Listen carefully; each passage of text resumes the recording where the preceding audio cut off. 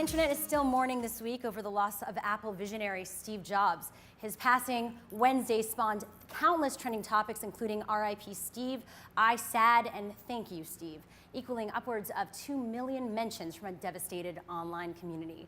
We sat down with a number of influencers this past Thursday to hear their thoughts on what Steve meant to them. You can see that special show on our website, whatstrending.com.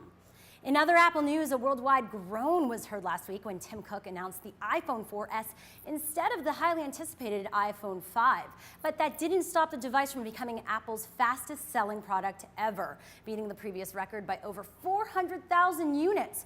Later in the show, we'll talk all things Apple, including the new release and the future of the company after Steve Jobs. Is your personal information private? Well, it might not be as private as you think.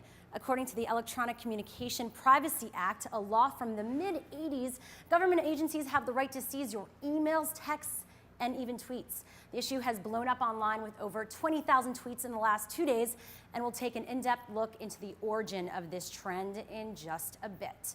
Tonight on WashingtonPostLive.com, Dartmouth College plays host to the third GOP debate this season.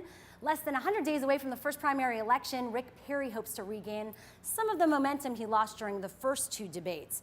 At one point, a decided frontrunner, attacks on Perry's religion and his religious views have allowed Mitt Romney to gain traction.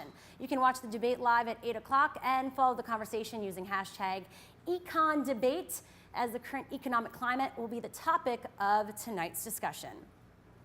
Speaking of the economic climate, Occupy Wall Street continues trending this week as the number of occupiers nationwide continues to rise.